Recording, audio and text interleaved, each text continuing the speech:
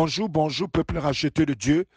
Que le Seigneur vous bénisse ce matin, que le Seigneur vous accompagne dans toutes vos activités. Que sa lumière luise sur votre sentier. Je vous souhaite de passer une excellente journée dans la paix de notre Seigneur Jésus-Christ. Alors ce matin, je viens avec un message de la part du Seigneur, un message que j'ai intitulé « À qui devons-nous apporter nos offrandes ?» Oui, à qui devons-nous apporter nos offrandes? Alors ce matin, nous sommes en train de parler des offrandes, c'est-à-dire ce que nous avons l'habitude de déduire de ce que nous possédons pour apporter à Dieu. Et bien aimé, lorsque nous parlons des offrandes à Dieu, il est clair que nous ne sommes pas en train de nous demander de monter au ciel pour aller donner à Dieu. Bien aimé, qu'est-ce que tu vas monter pour aller donner à Dieu? Ce que tu pourras prendre pour lui donner n'a aucune valeur céleste. Si tu prends même tout ton argent pour lui donner, l'argent n'a aucune valeur céleste. Si tu prends tous tes biens pour aller lui donner, les biens n'ont aucune valeur céleste. Mais bien aimé, il ne s'agit pas de cela.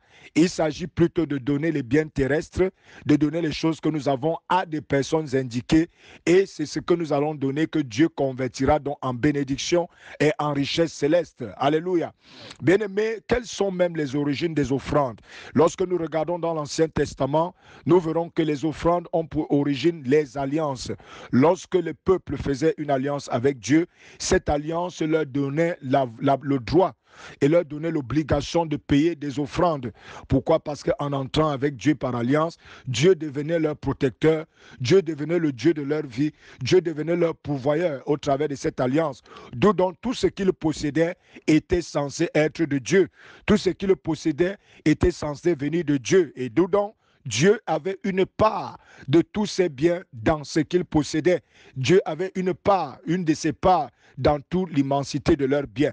C'est pour cela qu'on parle des offrandes. Il a même également prescrit dans l'Ancien Testament de payer également la dîme, c'est-à-dire de prescrire, de déduire le dixième de nos revenus et de lui apporter, tout simplement pour démontrer qu'en réalité, tout ce que nous avons, tout ce que nous possédons, cela nous vient au préalable de Dieu. Et c'est pour cela que nous retirons la part de Dieu. Voilà donc les origines des offrandes. Alors, à qui devons-nous donner des offrandes? Dans l'Ancien Testament, il y avait des prescriptions qui étaient faites au sujet de la manière dont nous devons payer des offrandes.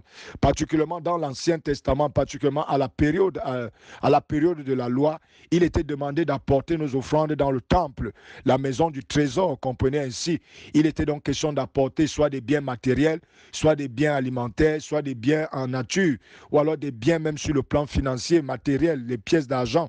Mais la Bible dit qu'ils apportaient justement dans le temple du Seigneur, car c'était le lieu où la présence de Dieu se manifestait. Maintenant, pour nous, dans le Nouveau Testament, il y a eu un changement de l'ordre des choses, un changement de dispensation. Nous n'avons donc plus simplement besoin d'apporter dans un temple, mais nous avons besoin d'apporter pour accomplir une certaine volonté divine. Alors, à qui devons-nous donc apporter en ce moment-ci? Alors, la première des choses, ou alors les premières personnes à qui nous devons savoir que nous devons porter nos offrandes et que lorsque nous portons nos offrandes à ces personnes, nous sommes également en train de payer nos offrandes à Dieu. Alors, il s'agit premièrement de nos conducteurs spirituels. C'est qui les conducteurs spirituels? Ce sont toutes ces personnes-là qui s'occupent de vos âmes, qui vous prêchent la parole, qui prennent soin de vous, qui prient pour vous et qui s'occupent de vos âmes, qui vous donnent des conseils et qui s'assurent du bon développement de votre vie. On les appelle encore des conducteurs de vos âmes ou encore des bergers. La Bible dit que nous devons donc apporter, nous devons avoir un respect et nous devons apporter des offrandes à de telles personnes. Alors maintenant, comment ça se fait pour payer ces offrandes? Si cette personne est une personne isolée, alors vous payez directement à cette personne. Mais si cette personne travaille pour une organisation chrétienne, par exemple une église quelconque, c'est pour cela que dans ces églises, on vous demande de payer des offrandes, on vous demande de payer des dîmes, et ainsi que toutes les offrandes qu'on vous prescrit à cet endroit.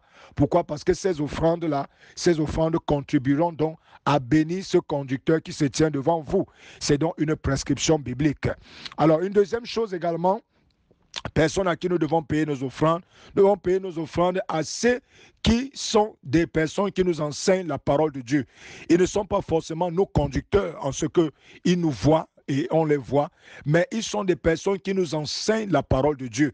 Oui, ça peut toujours être des conducteurs, mais la Bible met un accent sur ceux qui vous enseignent la parole de Dieu. Ça veut dire que ceux qui enseignent la parole de Dieu ont droit à un double honneur, dit la parole de Dieu. Et c'est pour cela que dans le livre de Galates au chapitre 6, la parole de Dieu dit, faites part de tous vos biens à ceux qui vous enseignent la parole. Bien-aimé, en d'autres termes, dans ce que tu possèdes, tu dois retirer une part pour ceux qui t'enseignent la parole de Dieu. Pourquoi tu devrais le faire? Parce que l'enseignement de la parole de Dieu, c'est un processus au travers duquel on fait des disciples. Jésus a dit dans Matthieu chapitre 28, il dit que enseignez-leur ce que je vous ai prescrit. Donc l'enseignement est un moyen puissant par lequel on est transformé de gloire en gloire à la ressemblance du Seigneur Jésus. Dès lors, le Seigneur a demandé d'apporter nos offrandes à de telles personnes. Alléluia. Une autre catégorie de personnes à qui nous devons payer nos offrandes, c'est ceux qui ont été une bénédiction pour nous. Une personne, à un moment donné, peut être une occasion de bénédiction pour toi. C'est-à-dire, Dieu peut utiliser une personne à un moment donné de ta vie pour t'apporter une bénédiction. Même si cette personne n'est pas ton conducteur, même si cette personne n'est pas celle qui t'enseigne, la Bible dit que nous devons être reconnaissants. À l'image d'Abraham, Melchisedec n'était pas le sacrificateur d'Abraham, mais tout simplement parce que lorsqu'il a rencontré Abraham et qu'il a béni Abraham, par reconnaissance, Abraham a pris le 10e de ses biens, il a donné à Melchisedec. C'est ainsi que nous devons donc également faire.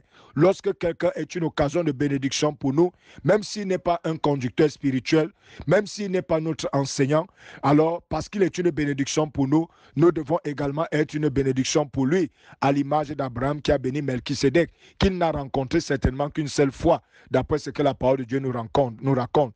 Alors, une autre personne également à qui nous devons donner, ce sont des serviteurs de Dieu qui sont dans le besoin, dans l'exercice de leur fonction. Le Seigneur Jésus-Christ a dit que toute personne qui donnera un seul verre d'eau à ce plus petit de mes serviteurs, de mes enfants, à un prophète ou à quoi que ce soit. C'est-à-dire que celui qui va apporter un soutien dans un besoin quelconque, dans la vie d'un serviteur de Dieu, en exercice de ses fonctions, la Bible dit que cette personne ne perdra pas sa récompense. Comprenez ici que ce n'est pas à cette personne qu'il a donné, mais il a donné également à Dieu. Alléluia. Donc, lorsque nous parlons donc de donner, voilà donc des choses que nous devons avoir dans notre esprit et qui doivent nous aider et nous orienter dans notre manière de donner.